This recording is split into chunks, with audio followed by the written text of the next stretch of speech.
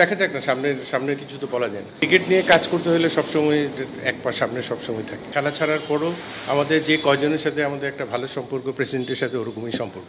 তো সুতরাং সব ব্যাপার নিয়ে কিন্তু আমাদের সাথে আলোচনা হয়। এইটা সীমাবদ্ধ, এই জায়গাটা, এর চেয়ে কোনো বেশি আপডেট নেই।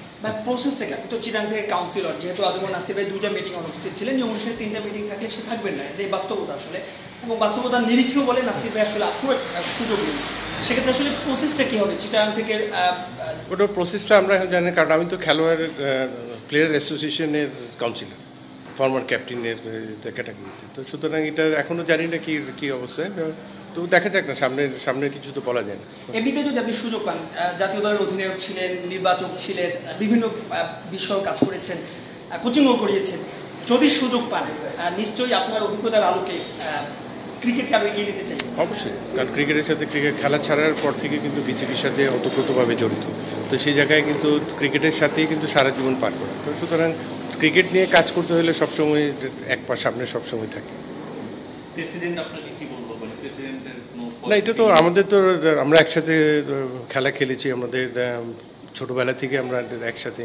তো সুতরাং আমাদের সাথে একটা ভালো একটা রিলেশন আছে, এবং খেলা ছাড়ার পরও আমাদের যে কয়জনের সাথে আমাদের একটা ভালো সম্পর্ক, প্রেসিডেন্টের সাথে ওরকমই সম্পর্ক।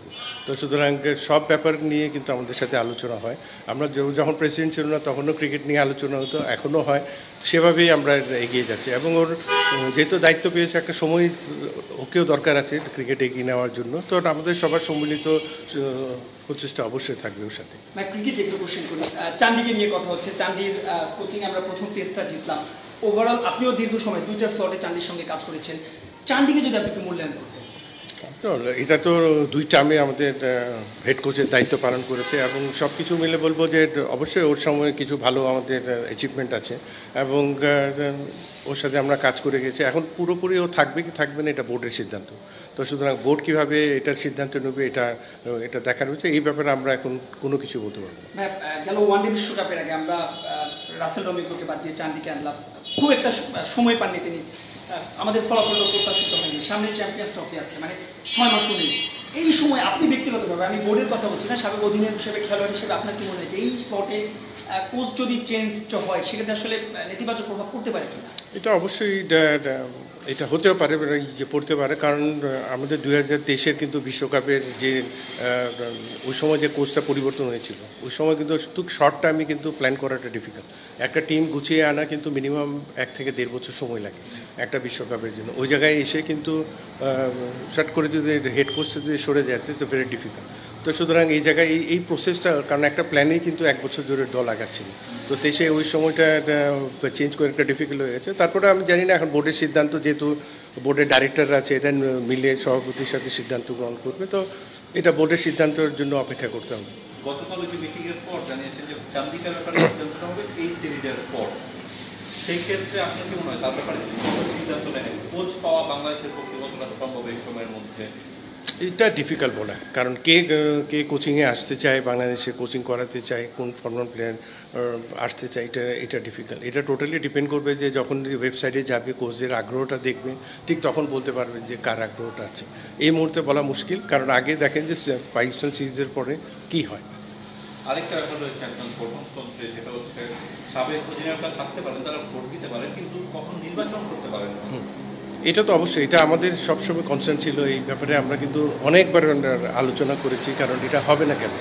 ফর্মার ক্যাপ্টেনদের তো অবশ্যই দায়িত্ব আছে, এরা তো দেওয়ার অনেক কিছু আছে। সুতরাং এই জায়গাটা থেকে অবশ্যই গঠনতন্ত্র পরিবর্তন হওয়া উচিত। ভাইয়া একটু গামিনীকে নিয়ে একটা কোশ্চেন করি। আপনি দীর্ঘ সময় কাজ করেছেন গামিনী, একটা বলা হয় যে যেভাবে ম্যানেজমেন্ট উইকেট চায় সেভাবেই গামিনী বানিয়ে দেয়। আপনার কি আসলে এরকম উইকেট চান কিনা? আপনাদের উপর যে পুরো দায়টা দিয়ে দেয়, আপনার কি আসলে এইভাবে উইকেট চান কিনা? এটা দেখেন, যে কোনো হোম সোয়েলে খেলার সময় কিন্তু হোম সোয়েলের কন্ডিশন নিয়ে কিন্তু আগাতে হয়। কিছু কিছু জায়গায় কিন্তু আপনারা দেখেন ওডিআই বলেন, টেস্ট বলেন, এখানে কিন্তু র্যাঙ্কিংয়ের ব্যাপার আছে, পয়েন্টের ব্যাপার আছে। তো সুতরাং এই জায়গায় কিন্তু আপনাকে কম্প্রোমাইজ করতে হয়।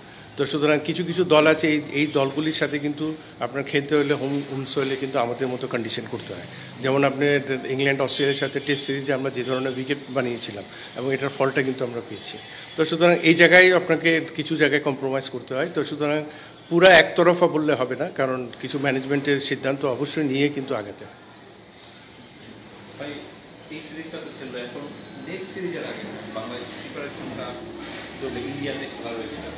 যেহেতু একটা অ্যাডভান্টেজ আছে আপনার, আমরা এভে ক্রিকেটটা খেলছি, এটা যে এক্সপিরিয়েন্সটা এখন এরা করছে, এখন একটা টেস্ট পাকিস্তানের মাটিতে পাকিস্তানের সিরিজটা প্রথম টেস্টটা জিতা, এটা কিন্তু বিরাট অ্যাচিভমেন্ট। তো সুতরাং কন্টিনিউ এই প্রসেসে থাকলে দেখবেন ইন্ডিয়ার মাঠে গিয়ে ইন্ডিয়ার সাথেও একটা ভালো কিছু করার অপেক্ষায় আমরা আছি।